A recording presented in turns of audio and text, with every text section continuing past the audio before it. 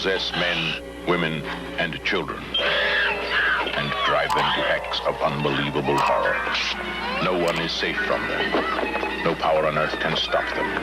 The only escape is death. They came from within. If this picture doesn't make you scream and squirm, you'd better see a psychiatrist.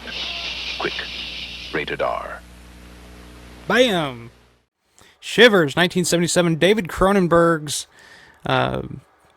well, I guess you could call it, I mean, he made some shit before that, but really his big breakout film, 1977, Canadian-made, Shivers, starring Lynn Lowry, Joe Silver, Paul Hampton, and Barbara Steele has a role in this. Everybody knows. And produced by Ivan Reitman. That's one of the first films that Ivan Reitman ever produced.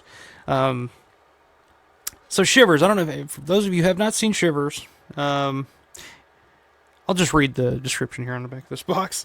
When the residents of a luxury apartment complex outside Montreal are infiltrated by parasites and transformed into violent, sex-crazed maniacs, it's up to Dr. Roger St. Luc to contain the outbreak from spreading to the city at large in a film that scares and shocks us because it's so cleverly made, according to Roger Ebert.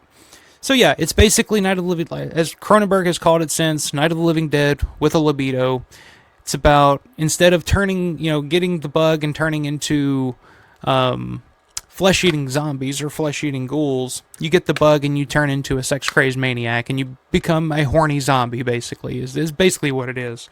It's David Cronenberg. So, I mean, you hear that concept, that synopsis there, and you're like, oh, that's got to be, some real corny exploitation type shit, but it's actually it's really, really well made. Like there's definitely Cronenberg influence in it, but there's definitely Romero influence in it. And Cronenberg has talked about the influence that Night of the Living Dead had on Shivers, especially the end scene when everybody's kind of gotten. When everybody in the apartment tower, the Starliner Apartments is what it's called. And of course, it's got that isolation aspect to it that Romero always uses in his Dead films, because they're all just kind of stuck in this high-rise tower on an island somewhere, and everybody slowly gets the bug. But the only way that they transfer it is the parasite mouth to mouth, or some type of person-to-person connection like that. You get it's like getting bit, but you turn into a sex-crazed maniac. It's done really, really well. This is probably, I don't know if you guys agree with this or not, just from watching that scene there, but it's Lynn Lowry's best performance. I mean, we all know Lynn from The Crazies and I Spit on Your Grave and Sugar Cookies, and she's usually just kind of there to be the eye candy, but in this one, she actually performs. Like, she's actually pretty damn good in this role. But yeah, there's definitely influence there that Cronenberg drew. It's basically Cronenberg doing a Romero film. I would say that about Shivers, and I would say that about Rabid as well. I think there's a lot of Romero influence in Rabid, the film that Cronenberg did after Shivers. But it pretty much tells that same type of story, the idea of revolution that George always talked about. His idea with with Night of the Living Dead, the idea that of this revolution, this society devouring the old and starting over in a different way, whereas in Night of the Living Dead, it was the dead coming back to life and literally devouring the humans, and then the story progresses, through the rest of the films, where it's like they've taken over, like they've inherited the earth. Same type of story with Shivers, with Cronenberg Shivers. It's the parasite hits and it's transferred from one person to another, and then before you know it, who's in the minority and who's not. As like Dr. Logan would say, it's like we're in the minority now. It's that same kind of that same kind of thinking with this film, and it has a very Romero-esque ending, where Romero always talked about, like, what's the point in doing a horror film when the whole point of doing it is to upset the apple cart and turn the world on its head and create all this upheaval. What's the point of doing that if you bring everything back to normal at the end? Shivers doesn't do that. Shivers has a very bleak, but also at the same time kind of not hopeful, but it's not like the end of the world type of ending in this.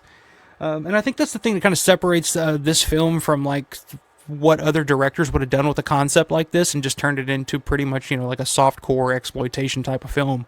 Whereas Cronenberg comes in and adds like a real artistic view and kind of it makes you adds an aspect to it that makes you think at the end, makes you contemplate like, would it actually be that bad? Because basically what happens when you get the bug, or you get the parasite in Shivers, is it takes away all of your inhibitions, your sexual inhibitions. You just become a pure 100% sexual creature. It doesn't matter. There's no gay, there's no straight, there's no nothing, there's no sexuality. It just doesn't matter. Everybody's fucking everybody, and nobody cares what you look like, your age, good or bad. Nobody cares, and that's all it does. It doesn't make you murderous, really. It doesn't really do. I mean, I guess if you're trying to get a piece and you end up accidentally killing somebody, there's a few aspects of that, but that's basically the main idea of the movie, and it makes you think, kind of toy with the idea. It's like, oh, would that be the worst thing in the world? Because the characters, other than that, are still pretty much their same self, but all they're thinking about is just like, let's continue, let's turn the world into just one great big orgy, as Joe Silver's character says in the movie. It's definitely Cronenberg taking on the sexual revolution and kind of saying, like, imagine a world where there are no inhibitions, no tastes, like nobody's worried, oh, you're too fat or you're too skinny or you're this or you're that. It's just like, let's fuck. So it plays with that idea that of like, would that be so bad? Is that, which obviously it would be, but at the same time, it's like there are fates worse than that. So it does tackle that idea of like a sexual revolution and kind of tackling the idea of the lack of inhibition and discrimination, I guess.